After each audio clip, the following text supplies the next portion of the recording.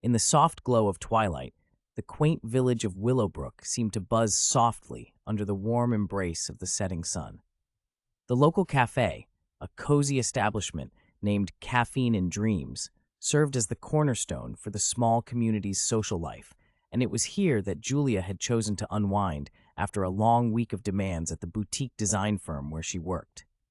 Her days were filled with colors and fabrics, creating visions brought to life in the homes of others. Yet her own life seemed a touch more monochrome.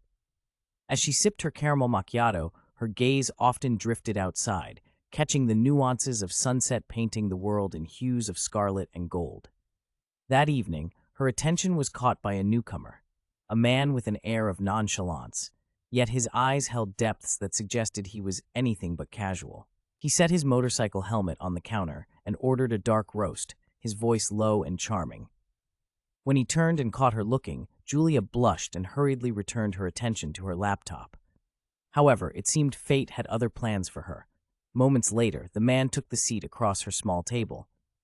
"Is this seat taken?" he asked, with a head tilt indicating the chair opposite her, flashing a disarmingly bright smile that crumbled her defenses. "I'm Mark." He introduced himself, extending a hand.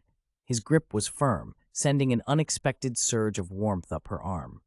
Julia introduced herself in return, trying to tame the flurry of thoughts his proximity provoked. Overshared laughs and tales that spanned from the mundane to the most passionately debated topics, Twilight melted into a gentle night, draping their surroundings in a velvety darkness that seemed only to exist for them. Mark was an architect. His life was all about lines and measurements, plans and execution. He spoke of his projects with passion and authority, but there was an undertone of longing in his voice, a craving for spontaneity that his structured world seemed to lack. It resonated with Julia, who often felt confined by the strict expectations of her artistic expressions. "It's like we're both artists, trapped in our materials," she quipped, leaning forward, her eyes twinkling with a mixture of mischief and insight. Mark laughed, the sound rich and inviting. "Perhaps we need to find a canvas where we can both break free," he suggested, his gaze holding hers with an intensity that made her heart quicken.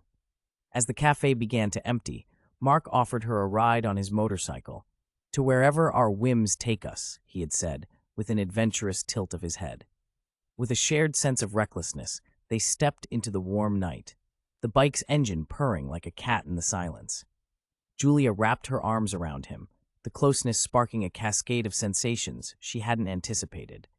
The world blurred to nothing but the rushing air and the warmth of his body against hers. They ended up at a secluded overlook, the city lights twinkling below like stars brought down to earth. Side by side, they sat and talked until the words grew sparse and the silence comfortable. It was Mark who leaned in first, but Julia met him halfway, their kiss a mingling of anticipation and the fulfillment of unspoken desires. "Let's not let this night end just yet," Julia whispered against his lips, a gentle invitation that saw them returning to her apartment. The transition from strangers to lovers seemed as natural as the night passing into day. As they explored the realms of newfound intimacy, each touch, each kiss unfolded layers of connection that went beyond the physical, promising beginnings of not just a night, but perhaps a lifetime woven together. When morning streaked the sky with the first light, they lay wrapped in each other's arms, a quiet acknowledgement between them that what they found was not merely a shared escape, but the discovery of a canvas where they could both paint their desires and dreams.